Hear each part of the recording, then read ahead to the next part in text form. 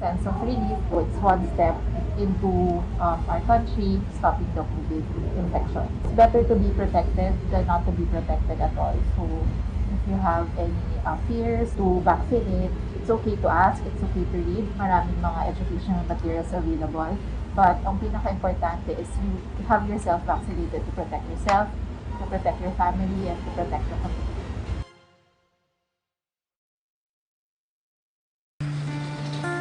Matinding kalaban ng COVID. Ayokong makahawa. At mahawa. Pero kailangan ko na magtrabaho. Kaya di ako magiging pabaya. Di matigas ang aking ulo. Iingatan ko ang aking sarili. Para maingatan ang pamilya ko. Ito ang ambag ko. Ako. Ikaw. Lahat tayo. Sama-sama nating Mayaangat ang bayan. Basta't sama-sama tayo Sa pag-ingat buhay. para sa ating hanap buhay. Mas hugas iwas. Magandang tanghali Pilipinas. Inaasahan natin na may darating na 2 batches ng AstraZeneca ngayong linggong ito. Una, ang AstraZeneca na donasyon ng Japanese government. Mamaya pong gabi ang dating yan. Pangalawa, ang AstraZeneca na galing po sa COVAX facility. Inaasahan din natin na darating this week ang 2 batches ng Sputnik V, component 1 and 2. As of July 7, 2021 po, ayon sa latest National COVID-19 Vaccination Dashboard, nasa 12,489,077 ang total COVID-19 vaccines administered na po. Mahigit 3 milyon or 3,089,976 ang fully vaccinated na po. Conservative number pa po ito at inaasahan natin na tataas pa ang bilang kapag dumating na ang mga numero mula sa mga lokal na pamahalaan at pribadong sektor. Tara na po at magpabakuna, lalo na ang mga lolo at lola at yung mga may comorbidities at magkaroon ng dagdag na proteksyon. Ulitin ko po libre po ang first at second dose. Kaya kung may schedule na kayo, para sa inyong pangalawang turok, pabakuna na po tayo. Nagkaroon ng pagpupulong po si Presidente Rodrigo Duterte kasama ang mga leaders ng PDP Laban. Malinaw ang sinabi ng Pangulo, to the proposition that I ran for Vice President, I quote, medyo I'm sold to the idea, so meaning to say I'm seriously thinking or running for Vice President. Ipinaliwanag din ni Presidente ang kanyang dahilan, and I quote, I remember that I made a statement a few days ago because of the incessant attacks on my person na kung anong pinagsasabi. Out of the blue, lumabas yung ano ko sa utak na kung ganito lang pala na babawian ninyo ako, ano pa kaya kung yung wala na ako sa presidente, pagka-presidente. So I saw the toxic behavior displayed by some and those who would also are posturing the run for president. Sa susunod na Pangulo, ito naman ang sinabi ni Presidente. If I quote, if I run for Vice President tapos ang presidenteng na-elect hindi ko kaibigan, the situation would arise na sabi ko, I would remain inutile thing there. Kasi pag wala kang sa presidente, suporta, wala ka talaga. Ito ang dilema ko. COVID-19 updates naman po tayo. Ito ang ranking po ng Pilipinas sa buong mundo, sang-ayon po sa Johns Hopkins. Number 23 po tayo pagdating sa total cases, number 27 sa active cases, number 130 sa cases per 100,000 population, at number 91 po sa case fatality rate, 1.7%.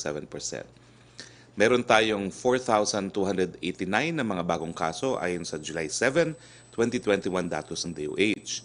Samantalang, nasa 95% ang ating recovery rate, kaya naman po nagpapasalamat kami sa ating mga medical frontliners. Nasa 1,377,132 na po ang bilang ng mga nakarecover. Samantalang malungkot naming binabalita na nasa 25,459 na po ang binawian ng buhay dahil sa coronavirus. Nakikiramay po kami. 1.76 po ang ating fatality rate. Ito naman po ang kalagayan ng ating mga ospital. Sa buong Pilipinas, 57% utilized po ang ating ICU beds, 47% utilized ang ating isolation beds, 42% utilized ang ating ward beds, at 36% utilized ang ating ventilators. Sa NCR, 45% utilized ang ating ICU beds, 37% utilized ang ating isolation beds, 33% utilized ang ating ward beds, at 33% utilized ang ating ventilators. Dito po nagtatapos ang ating presentasyon. Kasama po natin ngayon ang bagong talagang Presidential Advisor on Political Affairs, Secretary Jacinto Paras. Sec Paras, congratulations po. And because you are the Advisor on Political Affairs, pakisabi nga po sa buong sambayan ng Pilipino, what do we take of former Senator Sonny Trillanes? The floor is yours, Secretary Paras. Okay, wala pong audio. Paki-on lang po yung inyong audio.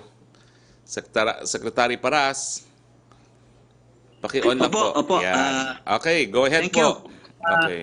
Marami pong salamat sa Secretary Harry Roque, my good friend. At una po, magpapasalamat po ako kay Pangulo Duterte for giving me his trust and confidence in giving me this job. And I will do well with this job. And now going to your question on what I think of Mr. Trillanes. Well, unang-una, dati pa sinasabi ko parati na non-entity naman ito. Nakachamba lang naman itong tao na ito na naging senador dahil at that time the opposition was gaining ground. Pero under normal circumstances, baka magiging kulelat yan parate. Gaya ngayon, gusto niyang tumakbong presidente, gusto niyang tumakbong vice presidente, zero nga siya doon sa survey. So bakit natin pakinggan itong dambo na ito, itong trililing na ito? Wala naman to talagang K. Ha? Kung sa mga, walang K ito. So ngayon, gusto na naman niya uli, Secretary, na kakilala kasi may ambisyon siya. Pero wala na pong nakikinig dito sa taong ito. Kasi nung una pa, when he was still a cadet, sinasabi nga ng tatay niya, he is a dumb guard. Kasi kulelat din yan sa class niya. So wala talagang nakikinig nito. Tapos ngayon, gusto pa na naman niyang akusahan na naman ng ating Pangulo at si Senator Bongo ng corruption when in fact he is the most corrupt senator that ever lived in this country. Unang-una, yung kanyang mga consultant overpriced o sino-sinong binibigyan na ng consultancy at the expense of the coffers of the government. Pati yung kapatid niya na walang kaalam-alam, ginawang consultant with so much pay. So, sino mang corrupt? Mr. Trillanes. At saka itong si Trillanes, Secretary, 3 kaso ang pinail ko dyan. Puro may warrant of arrest itong dambo na ito. So, wag natin pakinggan. Kung nag-aakusa na naman siya sa ating Pangulo at saka kay Senator Bongo, wag nating tuunan ng pansin. Dapat, Mr. Trillanes, tuunan mo ng pansin yung mga warrant of arrest mo, yung mga kadami-daming kaso na sinampas sa'yo dahil ikaw ay corrupt, ikaw ay bobo. Ano pa ang masasabi ko sa'yo? In fact, matapang ka lang nung senador ka. Pero nung nag-hearing tayo sa Pasay City Court, mukha kang basang sisew, Mr. Trillanes. I can face you anytime, Mr. Trillanes. So wag mong siraan ang ating Pangulo, wag mong siraan si Senator Bongo kasi walang basihan yung mga sinasabi mong plunder. Yung sinasabi mo kay Pangulo na nag-aamas ng wealth, yan ay dinismiss na.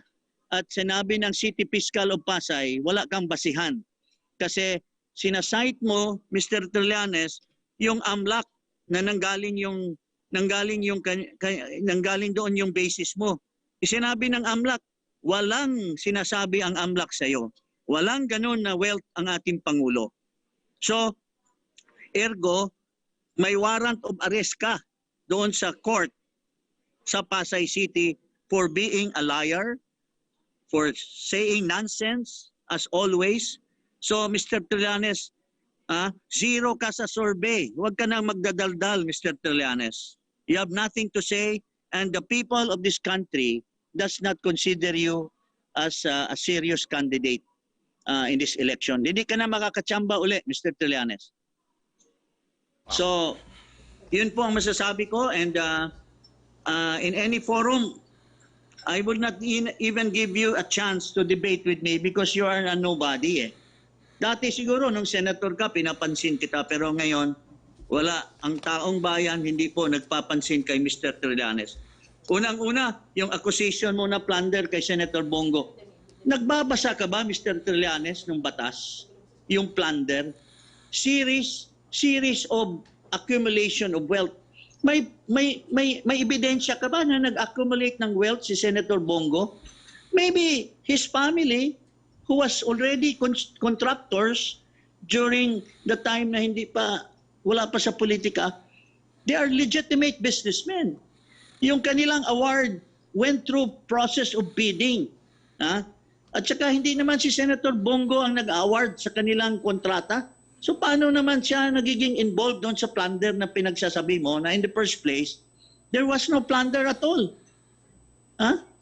I hope you will ask your lawyer to explain to you what the law on plunder is all about. Huwag kang dakdak ng dakdak kasi hindi mo naintindihan because you were always a dumb cadet during your time in PMA. Yun ang sinasabi ni Mr. Sisoko, yun ang sinasabi ng mga ibang mga PMA cadets at saka mga PMA official.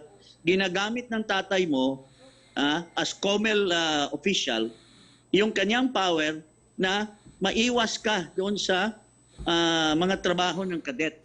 Pinapadala ka lang doon sa opisina ng isang opisyal at nagluluto-luto ka, kain ka ng kain, kaya kulelat ka doon sa mga cadet na yan. So that's what you are, Mr. Trillanes. You are a nobody in this country. Yun po, Secretary Roque, yung masasabi ko po sa kanya. Maraming salamat, Secretary Paras, and congratulations again on your appointment as Presidential Advisor on Political Affairs. Punta na po tayo sa ating open forum. Yusek Roque. Yes, good afternoon, Secretary Roque.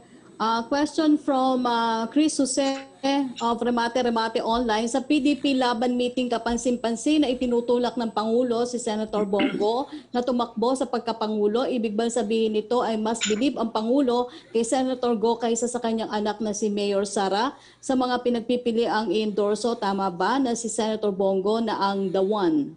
Well, dati pa naman pong palaging binubuyo ni Presidente si Senator Bongo na tumakbo, no? Pero ang palaging sinasabi ni Senator Bongo is that he is not interested. Second question po niya, binanggit ni Pangulong Duterte sa PDP Laban meeting ang tungkol sa 2.2 billion tax evasion case ni Senator Pacquiao. Simula na ba ito ng resback ng pamahalaan sa akusasyon ng senador na mas malala ang korupsyon sa kasulukuyang administrasyon? May aabangan bang pasabog ang gobyerno ng mga sekreto ng pambansang kamao? Hindi po yan resback, matagal na pong kaso niya yan sa BIR. Kaya nga po sinasabi ni Presidente, akala ko ba ikaw ay anti-corruption? You have to walk the talk, no? If you're against corruption, bakit ikaw mismo hindi nagbabayad ng buwis, which is really a form of corruption dahil ikaw ay at the same time a public officer. Thank you, Secretary. Maraming salamat. Trisha Tirada, please. Hi, good afternoon, Spokes Harry. Sir, first question. The President seems inclined to running for Vice President. Paano na po yung pangako niya kay Congressman Romualdez? He never made any promise to Congressman Nograles. Congressman Romualdez po. Romualdez. Yung naging usapan po nila, sir. Again, to quote the President, I'm sold to the idea, I'm seriously thinking. He did not say, I'm definitely running. So sinabi naman po niya earlier na should Congressman Romualdez choose to run for the Vice Presidency, he will support him because that is his promise. Mm-hmm. Sir, it seems yung PDP Laban, there are members that are for the President and there are members, that are also siding with Senator Manny Pacquiao.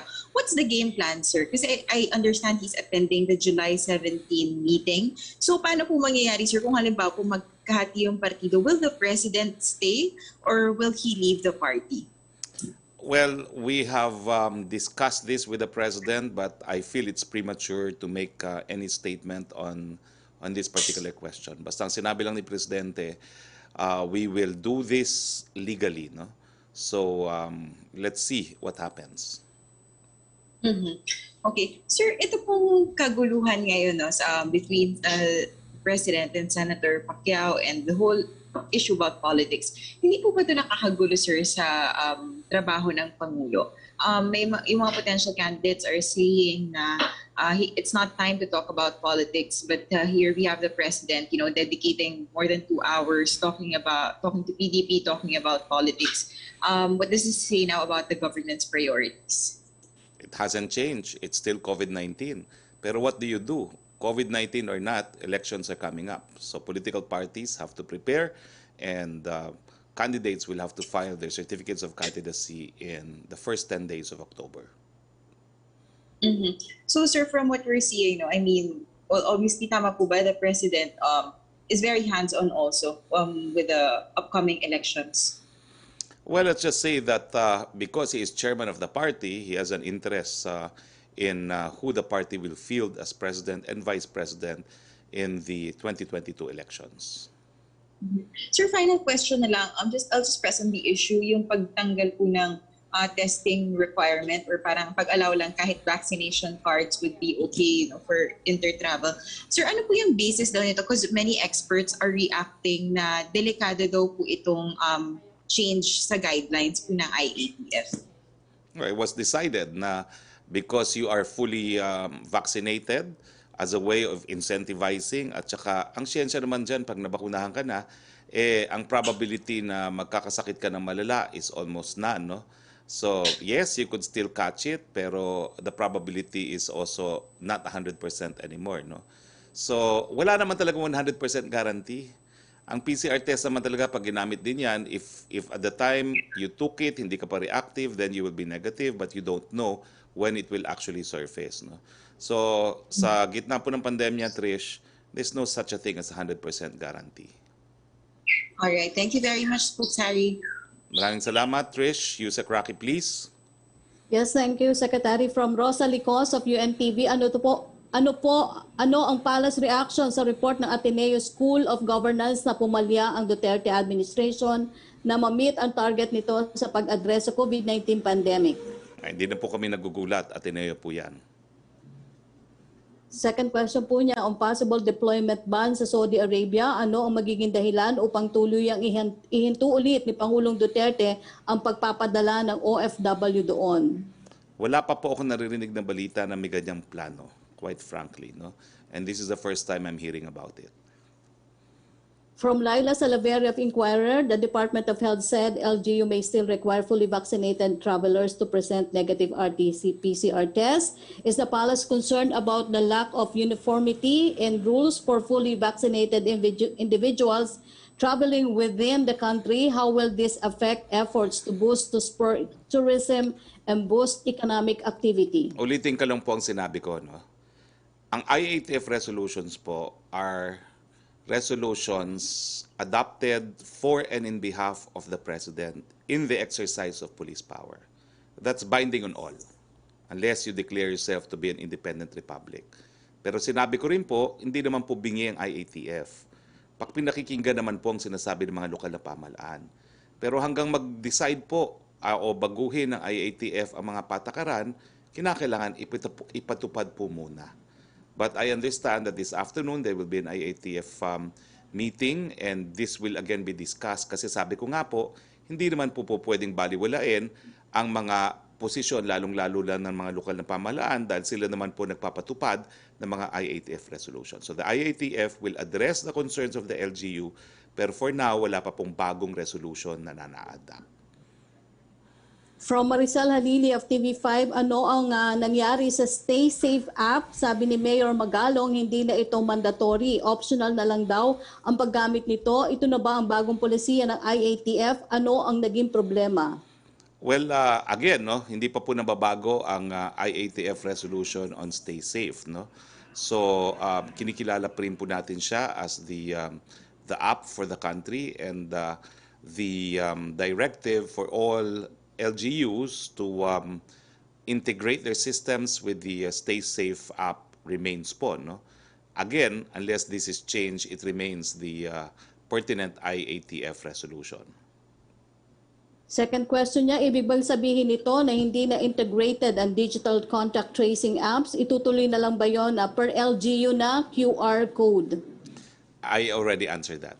Hindi pa po nababago yung polisiya, yung resolution ng IETF na ang mga lokal na pamahalaan ay pinapa-integrate po sa Stay Safe. Thank you, Secretary. Maraming salamat. Pierre Nada, please. Hello, Secretary, can you hear me? Yes, go ahead, please. Okay, just a few questions for you, sir, and then hopefully also for political advisor Jing Paras. Just the first one, sir, why was Senator Coco Pimentel not present at the PDP Laban meeting 2 days ago? And will the President meet also with his group in PDP Laban? I do not know. Please ask Senator Pimentel. But sir, di ba yung Malacanang yung nag-invite? I mean, I'm assuming that the invite came from Malacanang. Is there a reason why he was not invited? Was he invited? I do not know if it was a Malacanang invitation or if it was arranged by PDP Laban. All right. Sir, the President mentioned something about legally resolving the factions in PDP and something about accreditation. Can you just elaborate on that? How does he intend to resolve the factions legally? Legally, there's a procedure. If there's an intra-party dispute, then the COMELEC will have jurisdiction to rule on it. And is he inclined to endorse a certain faction as the real PDP Laban who will be fielding candidates for the 2022 elections? Paano ba yun, sir? I believe he was addressing persons who he believed were the rightful leaders of PDP Laban. So he believes sina Sec Cusi are the rightful...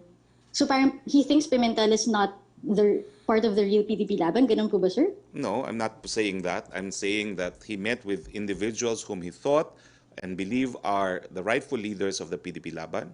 But that's without prejudice to the role of Senator Coco Pimentel because we know that his family founded PDP Laban. But you see, one so does the President intend to meet also with Senator Pimentel, given that unity, I mean, isn't he favoring one faction over the other by not meeting with Senator Pimentel and his team? No information as of now. All right, last question for you, sir. If Mayor Sara Duterte decides to run for president, how will that change President Duterte's 2022 plans?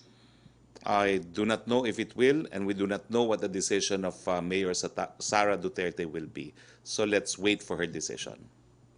So there was no discussion of that scenario during the PDP Laban meeting, or with Duterte, with the president, that you maybe spoke with him separately? Well, I have previously said na he really wants Sara to run, but Mayor Sara really does not want to run.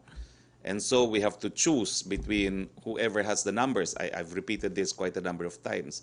And the latest proclamation, of course, is he does not want Mayor Sara to run because she does not want his daughter, to be a victim to the ugly side of politics. No?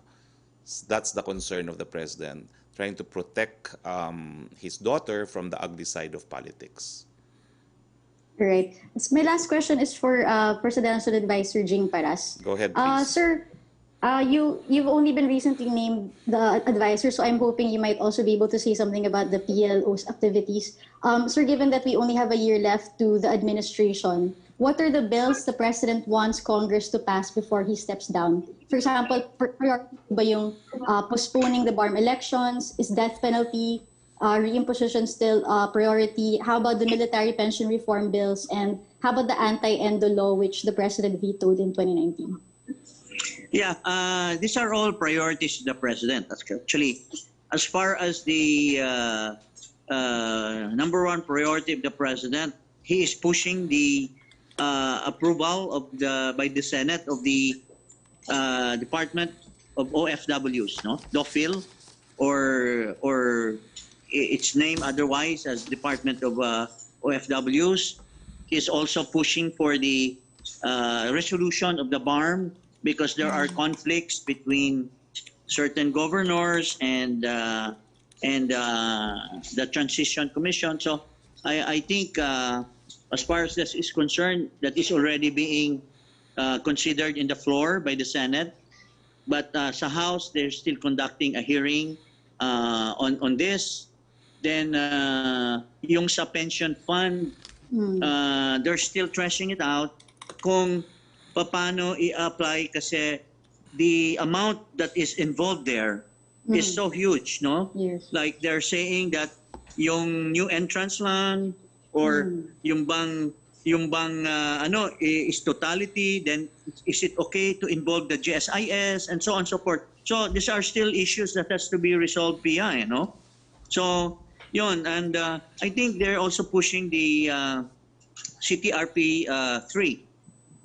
CTRP 4, which will resolve certain taxation on certain sectors, no? So then I think the Public Service Act, the Foreign Investment Act, and the I think there's another one which was certified by the President's urgent, but this is still pending, no? The House has already approved this long time ago, but it's still pending in the Senate plenary. So ito po mga important bills ito ng ating Pangulo na talagang we'll try to push it before the election, before the election fever heats up, no? By October. So sir, the anti-endo bill is not in the priority anymore. Endo, sir, yung anti-endo, yung ending contractualization. Kasi sir, di ba he vetoed that? Well, because of the controversy it did, and when the president vetoed it, all the sectors has not been voicing out their opinions on this, no? Even the Department of Labor. So medyo hindi naging priority ito ngayon, no? If you look at the reason why the president has vetoed it, it was because of it was not able to resolve the conflict between the labor and the management. So yun po ang dyan. So maybe in due time, I think that's still an important proposed legislation. All right, thank you, sir. Thank you, Pia. Okay, thank you, Pia. Yusek Roque again, please. Yes, from Lanes Capante of GMA News Online, is the President willing to run for VP in 2022 under hugpong ng pagbabago led by his daughter or under PDP Laban, which and why so? Well, anything is possible. In the first place, hindi pa naman pong siguradong tatakbong presidente. He is seriously thinking about it. From MJ Blanca Flor of Daily Tribune, will the President field a candidate for President who will against Mayor Sara? That's highly unlikely. Thank you, Secretary. Okay, Melo Acuña, please. Good afternoon, Mrs. Secretary. Nabanggit po ni Pangulong Duterte sa kanyang pagdalo sa Zamboanga na pinag-aaralan niya na magkaroon ng parang ala GSIS to respond to the soldiers' benefits. Would you have any idea kung ano magiging approach dahilan sa baka ipaarkila raw yung bahagi ng Fort Bonifacio? Ang punto po ng Presidente, kinakailangan dagdagan pa ang benepisyo ng ating kasundaluhan. Details will follow. I see. Meron pong 1,283 government employees na pumanaw dahilan sa COVID-19 ayon sa Civil Service Commission as of April 20 this year. Would you have any idea kung anong benepisyo ang kanilang natanggap na tinatadhana naman sa batas? Well, ang alam ko po, meron bukod sa hazard pay, meron pong death benefits na binibigay po, no? Pero yun lang pong full extent na pagkakaalam ko. Meron pong makukuha talaga sa GSIS na death benefits as well as yung hospitalization cost for the treatment of COVID. No? Meron pong package dyan ang PhilHealth. Opo. Nabanggit po ng Department of Finance na sinusuportahan nila yung panawagan ng Department of Education na kailangan magkaroon ng public apology. Ang WAM, meron na po bang official statement ng Malacanang tungkol dito sa kailangan public apology from World Bank on the release they had recently na mayroong lumang datos? We support the call of Secretary Briones that the World Bank owes the country an apology. Para po naman kay Ginoong Jing Paras ang aking susunod na tanong. Magandang tanghali po and congratulations sa inyong appointment, Undersecretary Paras. My question is, ako po yung nasa media for some time, pero how would I know if a statement is political or official coming from an authority in government? How would I differentiate the political from the official statement? Well, Depende po 'yon sa statement po, no? Melo. Well, ako being now an official of government and being the presidential advisor on political affairs. So definitely if I speak for the administration or for the government, it will be an official statement, unless probably I will say that this is my personal view on the matter. So that's the only time that I will be speaking as a private individual. No, it will not reflect on my official function. But since the position itself says political affairs, a presidential advisor, so yung lahat ng mga sasabihin ko, it will be. And I will not also say if I will not be asking permission, or I will not be it will not be sanctioned by the government or by the president or by my superiors sa gobyerno po. So, yun po ang masasabi ko diyan, Melo. Opo. Kaya ko po na itanong yan, ay nabanggit po ng ating kaibigan si Secretary Bebot Bello na baka hindi na kailangan yung professional exams para dun sa ilang mga profesyon na nangangailangan ng examination at pagkilala ng PRC. Samantalang yung world market, naghahanap ng mga may degree at may lisensya. So I wouldn't know whether it's an official statement, is it an appeal, or is it a political statement? Well, Melo, may I exercise a moderator's discretion? No? I think that's a question that we should reserve for Secretary Bello. No? Yes. Okay po. Salamat po. Maraming salamat, Melo. Back to you, Sec. Roque, please. Yes, Secretary, from Ms. Wang Zhengzhen or Yelo ng China's Central Television. Ever since the COVID-19 pandemic started, a few Western countries have been attempting to politicize the origin tracing of the virus and hyping up the lab leak theory. WHO and many top scientists worldwide said there's no evidence for lab leak theory, but the scientists have come under political pressure, verbal abuse, and even threats from Western countries. Do you have any comment on the issue of COVID-19 origins study? However it originated, COVID pandemic is a reminder to sovereign states that we live in one planet and that there are things that transcend national boundaries that require a rethinking of the manner by which we exercise sovereignty in a global community. Yun lang po. From Kylie Atienza ng Business World, why is Run Television being allowed to air the meeting of PDP Laban? PTV yesterday also aired the press conference of PRP, which officially announced its support for the potential presidential bet of Sara Duterte in the 2022 polls. Papayagan din ba ng Malacanang na i-air sa PTV ang meetings ng Liberal Party and other opposition groups? Similar questions with Laila Salaveria. Ang alam ko po, whenever it's newsworthy, it's covered. Kasi kung hindi po, masuskop naman sila. PTV is still a news agency, no? And of course, another example of a newsworthy event is the interment of the former Philippine president that was also covered live by PTV4. Second question po niya, are government offices allowed to use public resources for partisan activities? Well, iiwan ko na po yung issue na yan kung ano yung sinasabi ninyong partisan activities, no? Pero the president po has always been chairman of PDP Laban, and there's simply no way to separate the political personality of the president from his functions. Because halal nga po siya ng taong bayan, his position is principally political. From Sam Medanilla of the Business Mirror, last month po nabanggit po ng DTI that DICT is developing an electronic version of vaccine card. Kailan po kaya ma-implement ang nasabing system? I think they have developed. Ang kulang pa lang ay yung pagpasok ng database ng mga vaccinated individuals dahil alam ko po 30% pa lang na-upload nila. Pero hahabol naman po yan. From Ivan Mayrina po ng GMA News, Ang tanong po niya, kaliwat kanan po ang mga nabubuong alyansa ngayon sa pagitan ng NHP ni Mayor Inday Sara at ng iba pang mga partido, pero ang hindi pa po nababanggit ay ang alyansang PDP laban ng Pangulo, PDP laban ng Pangulo at ng HNP, or is it that already a given? Pareho pong may mga spokesperson ang PDP laban at ang hugpong. Please address your queries to them.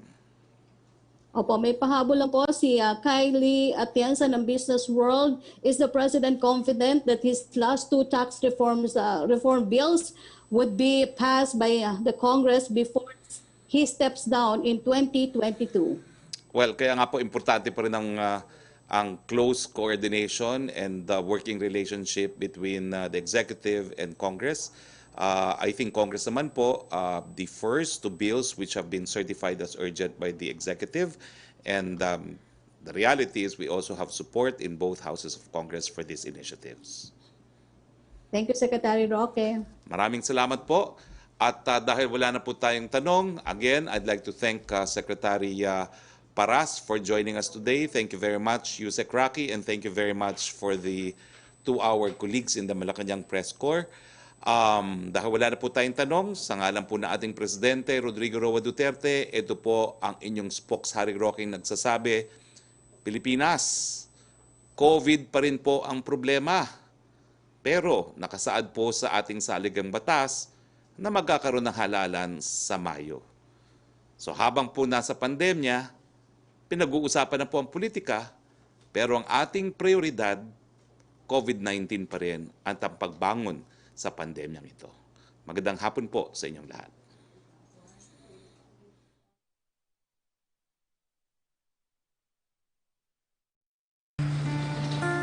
Matinding kalaban ng COVID. Ayokong makahawa. At mahawa. Pero kailangan ko na magtrabaho.